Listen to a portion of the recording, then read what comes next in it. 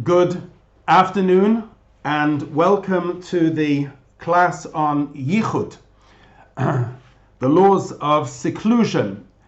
And I must say these are a set of halachas which are actually very close to my heart, because I wrote a sefer on this book, on this subject, called the Laws of Yichud, as you can see. And although I'm given here 1 hour to go through the halacha, I'm not sure if I'll be able to do the entire subject in 1 hour, but nevertheless, let us begin, and if need be, we can always continue. In these last few sedras, we've been reading about Yosef HaTzadik, and we need look no further for an episode of Yichud, of seclusion, than the story of Yosef with the wife of Potiphar. As you all know, Yosef was a very handsome young man.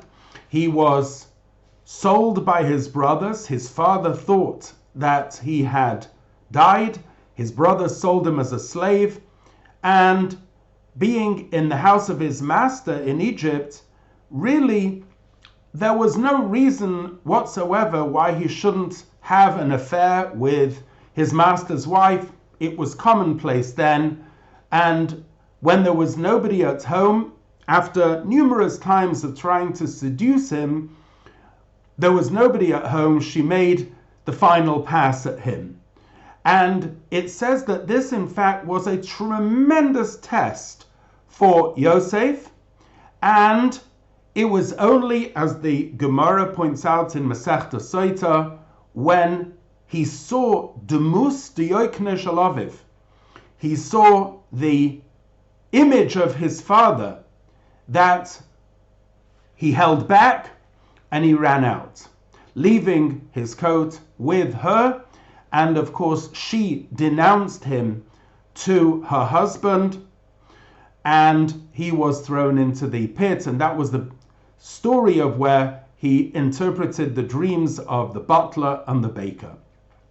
Now, there was absolutely no reason why Yosef shouldn't have had, as I mentioned, this affair. He was handsome. His father thought he was dead. His brothers had sold him. He'd been rejected.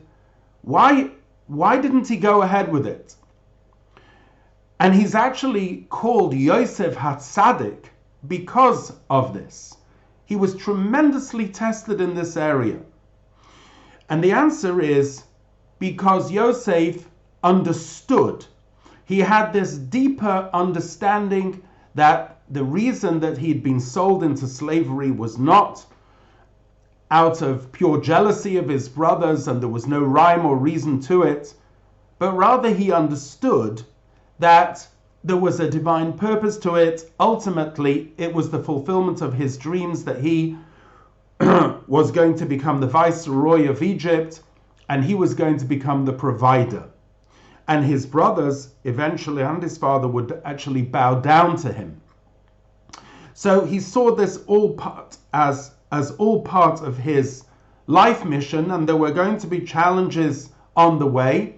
And of course, he saw this as part of the challenge, and his being cast into prison as being part of the story, although he didn't have the full tunnel vision to see the end of the story, but nevertheless, he understood that this was part of the story. And for him to degrade himself together with the wife of Potiphar, which would be displaying disloyalty and a complete lack of appreciation to his master, es passt nicht. For him, the princely son of Yaakov, it really was not befitting. And it was only, however, when he saw that image of his father that he didn't actually get involved. That story itself is enough to teach us a huge amount about seclusion.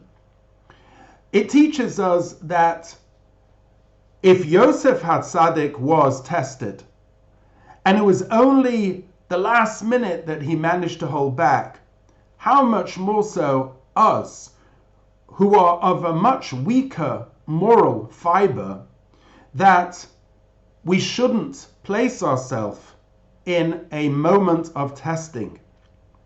We daven every single day, Al tevieni loyli de nisoyon v'loyli de vizoyon. Hashem, please do not bring me to a moment of a test. In fact, the Gemara says that David HaMelech once was in a conversation kavayachol with Hashem, and he complained to Hashem. And he said, it's not fair. All the patriarchs, they get an illustrious place in the Shemona Esrei. They're called Elokei Avram, Elokei Yitzchak, Elokei Yaakov. How come it doesn't say Elokei David and the God of David?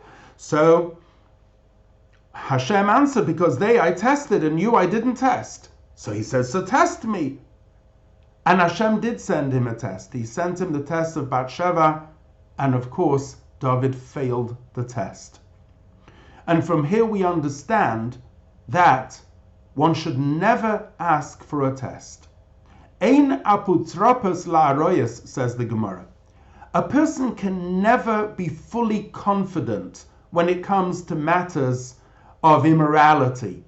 One never knows the power and seduction of the Yetzer Hara in a moment of weakness. However great the person, however much they think that nothing will happen to them, one can never say such a thing. I know so many Jewish students who have said to me, Rabbi, don't worry, going to university will hang around with Jewish kids. Don't worry, we're not going to get involved.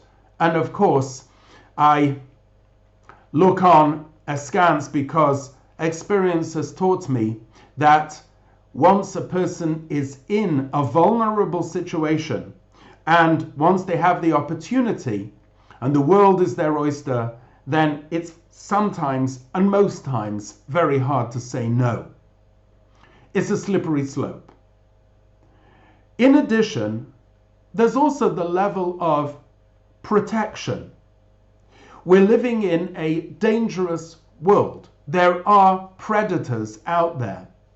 And in order to maintain dignity and literal physical protection, Hashem has put us in a beautiful situation of where we have a set of halachos which govern the issues of seclusion. And if we follow the halacha and we follow its guidance, and in certain places it's magnificently it's got tremendous insight into human psychology. It plumbs the depths of human psychology. As you'll soon see, there's many nuances in Yichud. In this situation it's permitted, in that situation it's not. Chazal had this tremendous insight into human psychology that they were able to see this is a dangerous thing and that's not. One should never be wiser than the wise. One should never say, Ich weiß besser. I know better than him. I know better than her. Nobody knows better than Hashem. Hashem knows best. And consequently, when we have the set of halachas of Yichud, the most important thing to realize is these are halachas for your good. They're not there to be cumbersome. They're not there to make life more difficult. They're not there to make life miserable or to block you out of a certain job. They are there to protect you. We only need to hear the horror stories of people who have been in situations of Yichud and unfortunately have been abused or molested, etc. We don't need to go into the negative. I will just finish this preface with a story. There was a great Rav and Posek called Reb Mordechai Yaffa. He authored 10 sefarim called Levush. He was a student of the Ramah, of Reb Moshe Isserlich. He was a Rav in Posen, originally in Prague. And there's a story that before he came a Rav, he was a merchant, and he used to travel round to different towns selling his wares. He once came to the house of a paritza, a very wealthy landowner. And he knocked on the door, he was let in, and it was the lady of the house that let him in, and he thought that the husband was there. And she took him into an inner room and shut the door. And it was only at that moment that he realized what was going on and that she was going to make a pass at him. In those days, they didn't have the conveniences like we have today. It was a, how should I say, a very basic drainage system of where there was, if you want, like a hole in the ground of where it was a drain in which, a rather large drain in which one could go. And without a hesitation, the Ramodcha, even though he was dressed in very fine clothing because he was going around to various houses, he jumped into the drain and managed to escape that way from the house, completely dirtying his clothing. Later on, he had a dream that because he escaped Yichud in such a way, he would be Zoicha, he would merit to write 10 Sefarim, each of those Sefarim called the Levush. The Levush means the garment. Because he had soiled his garments in getting away from the issue of Yichud, he was rewarded with 10 Sefarim, which all of which were called Levush. Levush Malchus, Levush Tcheles, all of which gained tremendous prominence in the halachic world. The Rambam himself says, the Goyrem HaGodol, the great cause of a lot of promiscuity is Yichud. In fact, in no generation aren't there issues of promiscuity, and the first step towards it is Yichud. And consequently, a person needs to be very careful about Yichud. And as we will see in the halachas, women especially must be knowledgeable in the laws of Yichud. They must learn them properly. And as I said, it's quite impossible in the course of this 1 hour to fully learn all the halachas of Yichud. However, we will start. And as I mentioned beforehand, there is this book, The Laws of Yichud, which I've authored, which I would strongly advise you. This isn't a sales pitch for the book, but I would strongly advise you that you should actually purchase the book, and most importantly, you should read it and know the halachas thoroughly, because inevitably there will be situations in which you will find yourselves in situations of Yichud, and you need to know, is it permitted, is it not? You may not always have a access to a Rav. Okay, let us now begin, and if I may, I can see people are posting things in the chat. Please do post things in the chat, and hopefully at the end I will try and answer the questions. What is the definition of Yichud? Yichud is the prohibition of being secluded, a man and a woman alone, even for a short while. Now, even if he's 80 and she's 20, and you might think, well, nothing's going to happen. Yichud is irrelevant of age, of looks. Even if you look at the guy and think, it's irrelevant. Yichud is prohibited. Where is Yichud prohibited? In a secluded place, where the two will not be interrupted. Their seclusion will not be found out. So this can even be in an open space. So for example, a secluded beach where there's nobody there, in a cemetery, in a forest. It doesn't necessarily have to be in an enclosed place. Rather, it's a secluded place. With whom is Yichud forbidden? A man may not be alone with any woman or girl from the age of 3 and above. Now you may ask a question, a 3-year-old is not physically mature. That is correct. However, Yichud also extends not only to consensual intimacy, however, it also is aware of the issues of abuse and molestation. A woman may not be with a man or boy from the age of 9 and above. 9 is the age when a boy is considered physically mature enough to have some sort of relationship. Yichud is prohibited even if the man and woman are not talking to each other, or even if it's not premeditated. With whom is Yichud permitted? Yichud is permitted, obviously, a husband and a wife, a father and a daughter, and in general, any what I call perpendicular relationship.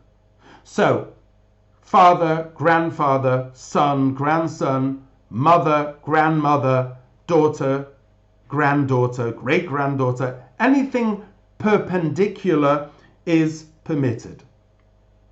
Any other family member, we'll talk about brothers and sisters in a minute, is prohibited. So for example, first cousins, let's say you are 20 and you have a first cousin who's 22 and you've grown up together, then he and her are not allowed to be in a yichud. Yichud is forbidden also with non-Jews. What about children? Children below the age of bar and bas mitzvah are not subject to the issue of yichud with each other. So a boy under the age of bar mitzvah is allowed to be in yichud with a girl who's under the age of bas mitzvah. Brothers and sisters are an interesting situation. The bottom line is, obviously, if they live at home with their parents, there's no issue. But living together without their parents, if it is for a long period, it can be an issue of yichud. So, the bottom line is that if parents are going away, leaving brothers and sisters at home, if they're actually going for an extended vacation, it would be better to have somebody else stay with them, or one of them stay with somebody else. A brother and a sister should not permanently live together with each other. I'd like to introduce you now to some terms of yichud which are going to reoccur throughout the halachas of yichud. The first one is a porutz. A porutz is a person who, in generally, is not constrained by the laws of arayos. Arayos are the prohibitions of drawing near to somebody with whom one may not have a physical relationship. So, for example, a man who feels completely uninhibited about touching women is called a porutz, and vice versa. She is called a perutza. The second term is a liboy gas ba. Liboy gas ba means an individual with whom one has a warm and cordial relationship.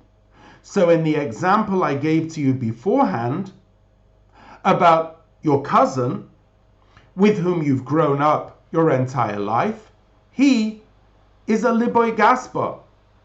And because you are so close to each other, that's makes it an even bigger problem when it comes to the laws of Yichud. The third term, asokoi im hanoshim, a person whose job is with women. So, for example, a man who runs a women's clothing store. He deals with women all the time. That exacerbates the issues of Yichud. Let us now go into multiples. The questions of Yichud of one woman with more than one man, or one man with more than one woman. I saw in the chat a question about stepchildren. Stepchildren is a good question, and in general, questions of adoption and stepchildren should be discussed with a Rav in detail. As we will see, there are certain things which allow a yichud. However, that must be only under certain circumstances, and in the parameters of this talk we cannot discuss them all, and therefore I will just say that if a person is and has questions about adopted children and stepchildren, they should be addressed to a Rav. Let's start with one man with more than one woman. One man with two women. The Chazal said that due to the pliable nature of women, and here again, one has to allow for the psychology of Chazal to take over here, because there are differences between one woman with two men or one man with two women. Chazal say that even if one man is with two women, due to the pliable nature of women, it may be that the personality of the second woman will not be strong enough to deter the man from trying something on. And consequently, yichud of one man with two women is also prohibited. During the day, it is permitted for a man to be in yichud with three women. And that, however, is only during the day in the city. At night time, some poskim allow the yichud of one man with four women. Now, I'll give you an example of this. Let's say a man comes to give a shiur, a Torah class, to a woman's apartment. Let's say she is single, and there are three single women in the apartment. So, by day, that is okay. At night, there should be four women present. We will soon discuss traveling, as in taking a taxi or a public transport. Let's have a look now the din of one woman with two men. The halacha is, if the two men are kasherim, kosher men, meaning they are not perutzim, which means that they are Torah observant Jews. And when we say Torah observant, we don't mean people who are lax in this area, because there are many, so to speak, people who profess to be Torah observant Jews, but who are very lax in these areas.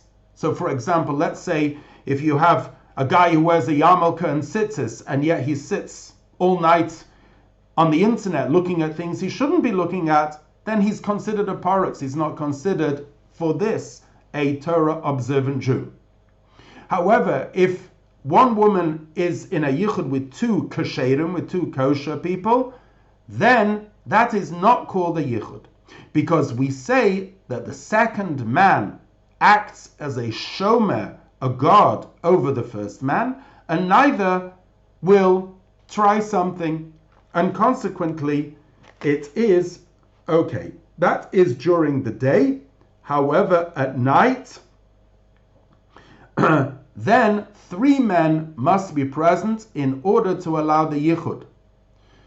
And the reason is because it's possible for one of them to either go to sleep or to be excused, and therefore it's necessary to have at night 3 men to allow the yichud.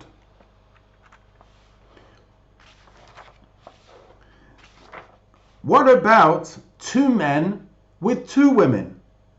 It is permitted for 2 kosher men to be in a yichud with 2 women, and certainly 3 men with 3 women. Now, you asked beforehand about adopted children. A woman may not actually be alone with an adopted son aged 9 and above, and a man may not be alone with an adopted daughter aged 3 and above. You may ask, therefore, well, how do you adopt children? So we will soon see the laws that allow a yichud, and again, a Rav should be consulted for exact guidance. There's an interesting question about where one parent is not Jewish. So let's say a Jewish man has had a daughter from a non-Jewish woman. So then he is allowed to be in yichud with his non-Jewish daughter. A Jewish woman is allowed to be in yichud with her non-Jewish father if her mother has married somebody who is not Jewish. Nevertheless, she, being a daughter of a Jewish woman, may be in yichud with her non-Jewish father. A halacha which is very prevalent is yichud with dating or engaged couples. Now, one of the bad dreams that people have is that when they're dating somebody, they run into somebody whom they know. They just don't want to be seen. So can you imagine how you feel? You go to some hotel lobby and you find 3 of your best friends dating with 3 guys, one of whom perhaps you've dated beforehand. How embarrassing. So the nature is, let's just go someplace where there's nobody there. That may be an issue of yichud. So, where can you meet? Well, ideally, you could meet in somebody's house. And where there are other shomerim present, of course, not in the actual meeting, but that is not a problem of yichud. Or, if you meet in a public place, such as a coffee house, a hotel lobby, an airport lobby, all of these are public places and there's no issue of yichud. However, to go for a stroll down a deserted country road, or to go on a deserted beach, forest, and the like, would, as previously been mentioned, be yichud. What about going for a drive? We will soon learn the halachas of traveling and yichud. There's somebody asking in the chat here, we're often asked to host a traveling rabbi overnight. My husband leaves early in the morning. I also want the guest out at 6:15 p.m. Okay, very good question. We will get to that in a minute. Excellent question. So let me just finish off by saying about dating couples. When dating, one must be very careful about yichud. One must be even more careful when engaged, Because the period of engagement, of course, is the period that you're no longer single, but you're not yet married. And of course, being engaged, you have those feelings of love and desire to be together, and yet one still has to be shomenigir. So when engaged, one in fact needs to be more careful about yichud and touching, and one needs to make sure that one isn't in a situation which leads to yichud.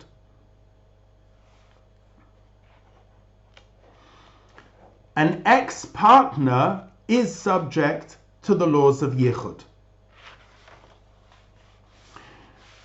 Okay, we will discuss children as shomrim later, but let us now discuss two of the main heterim of yichud. In other words, two factors that may allow a yichud. And this is very important, because if one finds oneself in a situation of yichud, these are two things that one could immediately do to alleviate the situation. There is a concept of a Pesach Posuach, an open door. An open door is inviting. If somebody sees a door open, that means they don't mind if somebody comes in. And consequently, a man and a woman who may be in a situation of seclusion of yichud can get out of that situation by opening the door to where they are. That permits the yichud. However, it must be what's called a Pesach Pasuach Lirshus Harabim, a door open to the public domain. That doesn't mean to say literally the front door has to be open to the street, but what it means is that the open door is open so that other people can come in and intrude. And of course, where there is fear of intrusion, there is no yichud. An uninvited guest, or the fear of somebody coming in, will allow people to control themselves. However, that will only work where there is the possibility of people coming in and during hours in which people may actually come in. However, it will not work when there's nobody about, or nobody will ever come in. Or, for example, let's say if a person is in seclusion in the attic of a house, leaving the front door open all the way downstairs is not going to help, because even though somebody may come into the front door, into the lobby, nobody's going to trek all the way upstairs into the attic to intrude.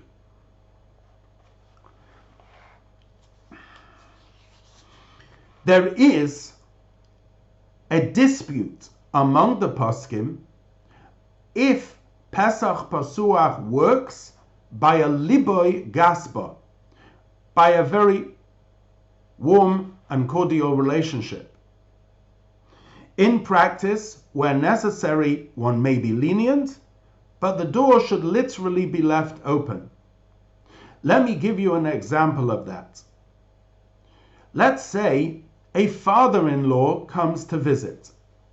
Hopefully, there's a good relationship between father-in-law and daughter-in-law. And let's say the son has gone out of town. And so the father-in-law is left in the house with his daughter-in-law. That is a yichud situation if the husband is out of town. Is it allowed if the front door is left open? So in a what we call a b'diavad situation, in a post facto situation, then it would help, and hence they should leave the front door open and remain in the vicinity of the front door so that people could come in and intrude. What is the halacha of a door that is closed but not locked? So then, lechatchila, in the first instance, one should literally leave the door open. However, halachically, it's still good if the door is closed but not locked, as long as there is the possibility that some people will actually come in. Particularly, one may rely on this opinion if there is another mitigating factor allowing the yichud.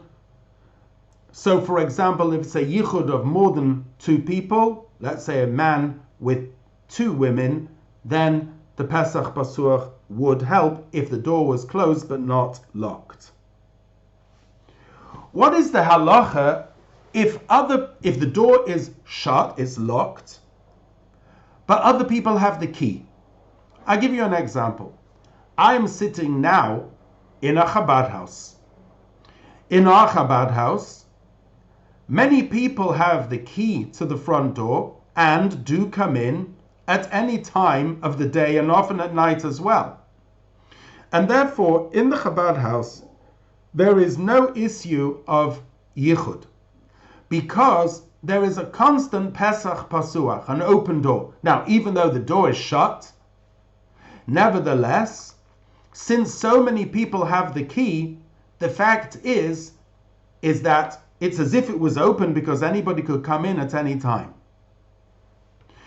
And consequently, in the case of the father-in-law and the daughter-in-law, one of the ways of getting out of the yichud would be to give the key to a neighbor and to tell two people, either two neighbors or in the neighbor itself, to tell two people, at least two people, that they could come in at any given moment. They have the key and they could come in and they can walk all over the house. They have permission and they should actually do so. In other words, it shouldn't just be keeping the key by the neighbor just for a place to store, but rather it should literally be that they should be able to come in at any time in order to disturb the yichud. So, Pesach Pasuach, leaving the door open, is a way in which one can mitigate a yichud. But that is only if the open door will facilitate actually somebody coming in. That also helps, by the way, in an apartment building. Even though the apartment door is not open to the public domain, but nevertheless, the shared hallways and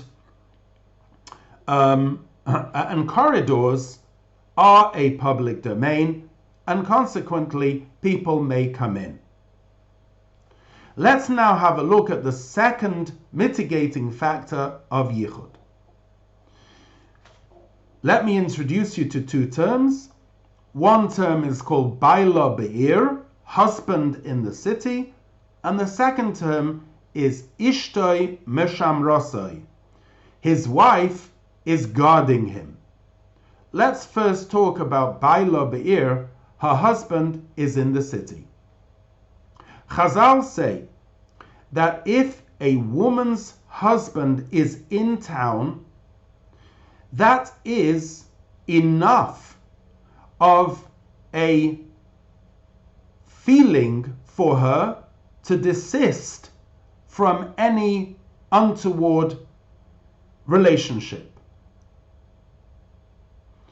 Now, the poskim have a look at the reason for this in more detail.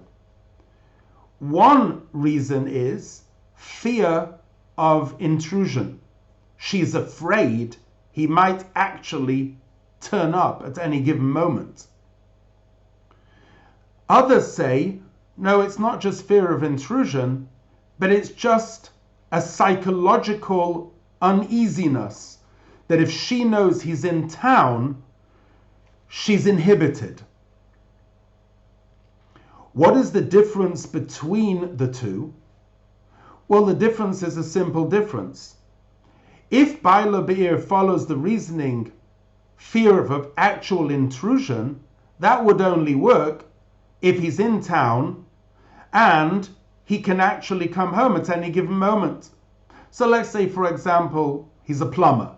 He's driving around. She has no idea where he may be at any given moment, and he could come in at any given moment. So let's say a man comes to the door and says he'd like to come in for a reason. So immediately that's permitted because Baila Be'ir, her husband is in the city. What happens, however, if, let's say, she is in Crown Heights and he is working in Manhattan and she's just spoken to him on the phone, not the cell phone, mind you, but Oliver Shalom, the good old phones that had wires attached to the wall, you remember those things? She's spoken to him on a physical phone, so she knows he's in Manhattan. There is no chance that he can get from Manhattan to Crown Heights in 3 minutes. And consequently, according to the first opinion, that would not be Baila Be'ir. However, according to the second opinion, it is considered Baila Be'ir.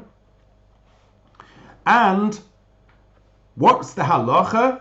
So the halacha is that lechatchila, in the first instance, she should only rely on Baila Be'ir when he's literally, he could come home at any given situation.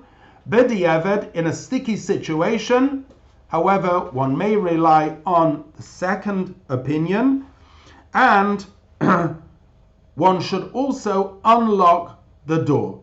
So let's go over this again. Let's say a man comes to the door, she's in Crown Heights, he's in Manhattan, and he has to come in. Is she allowed to let him in? The answer is yes, let him in, leave the door shut but unlocked, and there are two mitigating factors. One is Baila Be'ir, even though he's in Manhattan, he can't come home immediately, but we rely on that psychological feeling of hers, uneasiness, plus the closed but unlocked door.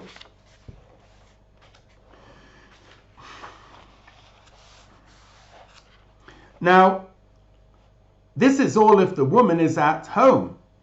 What happens if she is out of home? Then, let's say she is a salesperson and she is out selling things. He has no idea where she is at any given moment. Does the heter of Baila Be'ir work in that instance? So, there is a machloikas, a dispute amongst the poskim in this point. One should be stringent. And a woman, if she is going into a yichud situation, should inform her husband where she is. Let's say, for example, she's going into an appointment with a man and she doesn't know if there are any other mitigating yichud, such as Pesach Pasur. She doesn't know if she can do that. She should inform her husband where she is and let him know. Now, of course, that would not help if the door was locked and there was no way of his entering. If it's a yichud midrabanan, which means a yichud of more than one person, then it may be relied on. So let's say, for example, she goes into a business person and he has a secretary there. So then one may rely on the fact that her husband knows where she is. The halacha of a liboy gaspa is that baila be'ir does not apply in the case of a liboy gaspa. And therefore, if a woman is visited by her father-in-law, she cannot rely on the heter of baila be'ir alone, and she should use another mitigating factor, such as a pesach pasuach, an open door.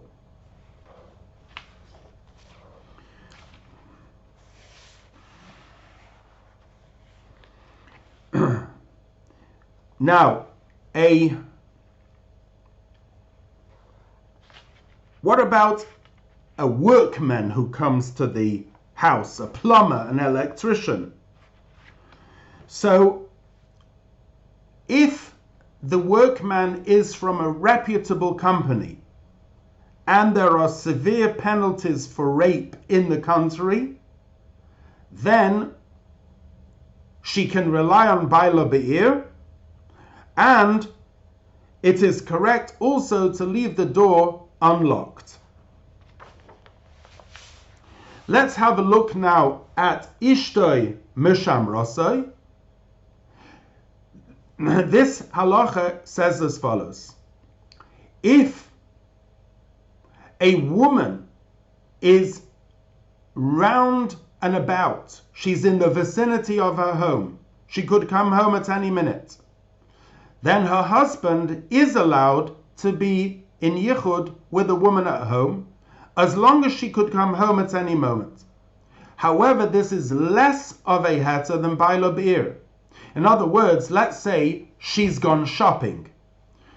I don't know, she's gone to Walmart, she's gone to Macy's in Manhattan, and he's at home with the cleaning lady. That would be yichud. In other words, we don't apply the heter of she being in the city as we would apply baila be'ir. Baila be'ir is much more of a deterrence for a woman when she knows her husband is in the city. That's much more of a deterrent than the husband knowing that his wife is in the city. Chazal again made this distinction and said that a man may only be in seclusion with a woman if literally his wife is in the vicinity. So let's make this practical. If, for example, a man is at home with a cleaning lady and his wife, he lives in Crown Heights, he's at home with a cleaning lady and his wife has just gone on Kingston Avenue just to get something, she could be back at any given moment, that would be permitted. Let us now have a look at the din of shomrim. A shomer is a person who guards another person and makes sure there's no yichud situation. One of the greatest shomrim in yichud are children between the ages of 6 and 9. This is an interesting age because the child is old enough to spot something which is untoward, and yet not old enough to be involved, old enough to report, but not to be complicit. And therefore, if there is a single child, whether boy or girl, between the ages of 6 and 9, present with a man and a woman, that permits the yichud. That is the case by day. By night, 2 children are necessary to allow the yichud. This is a very important halacha when it comes to babysitting. So, for example, let's say there is a 22-year-old woman. She is asked to babysit for a 14-year-old boy, a 10-year-old girl, and a 7-year-old boy. So let's go through. The presence of the 22-year-old girl and the 14-year-old boy is yichud. The fact that there's a 10-year-old girl there is, it doesn't allow the yichud, because even though it's his sister, the 14-year-old sister, you've got one man with two women, which is yichud. However, the 7-year-old boy, he is a good shomer, but only by day. What is the definition of day and night for a child, a shomer? Nothing to do with the shkia or nacht. It has to do with bedtime. In other words, whilst that 7-year-old is awake, there is no yichud. Once the 7-year-old goes to sleep, then there is yichud.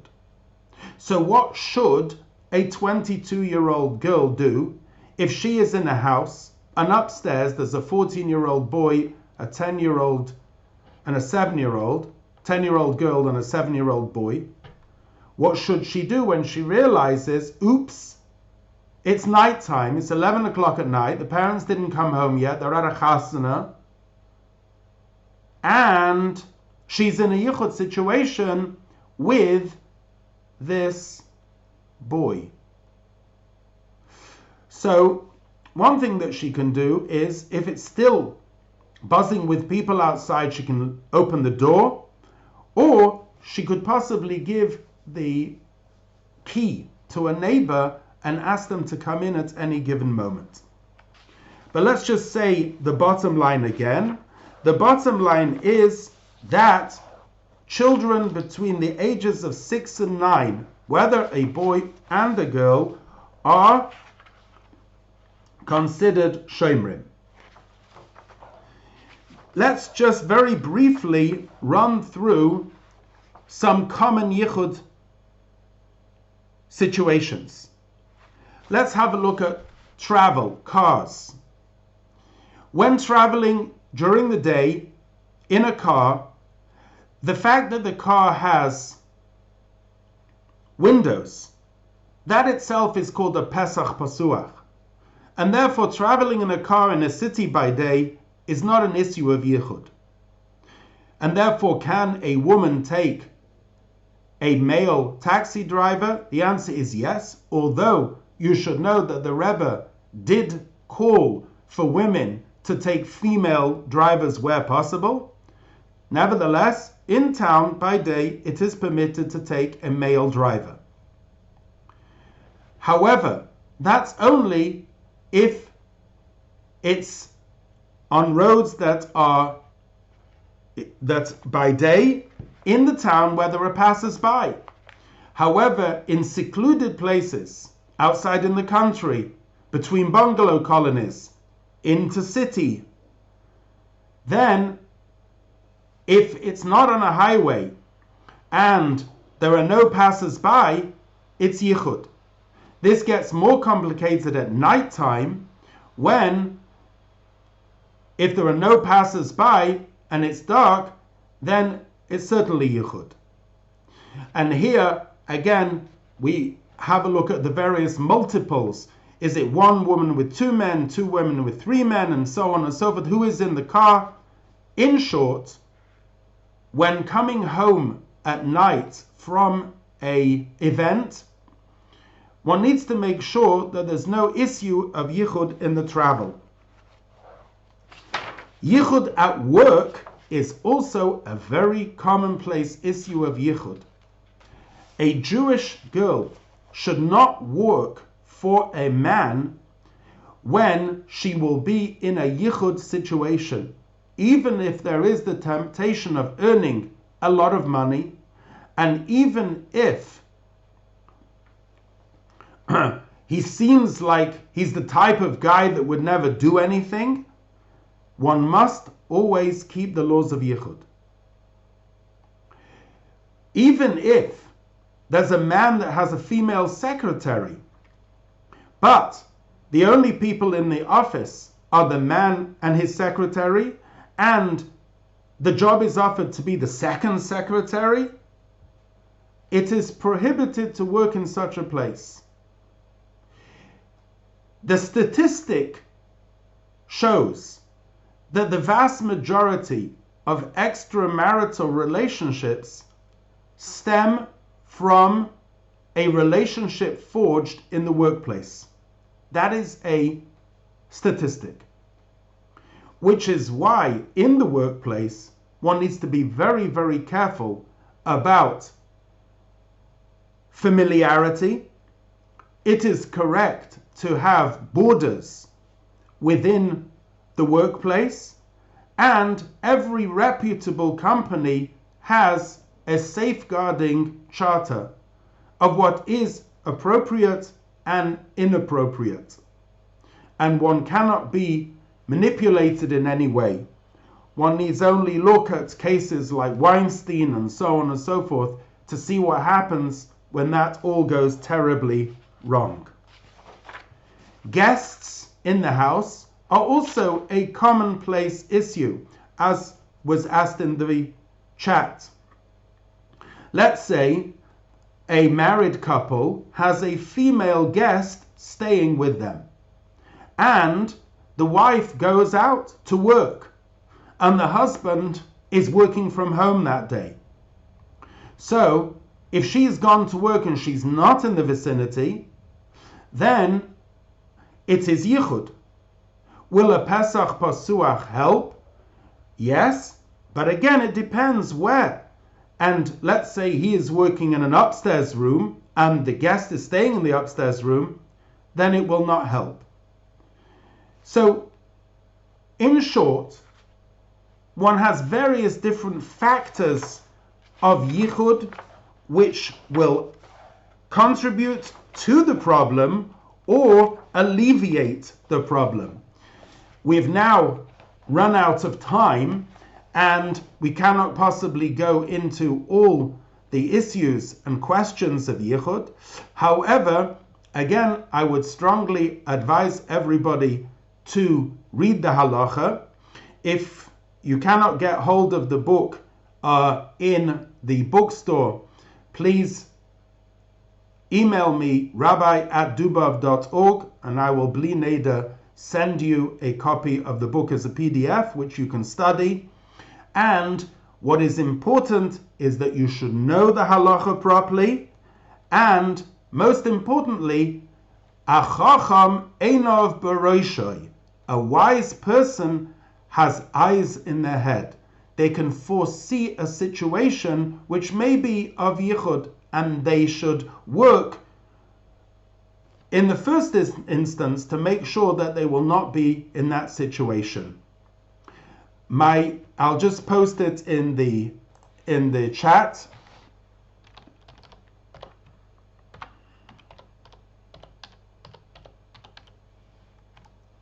Okay, there you have my email address, so you can request if you want, and I will send you the book.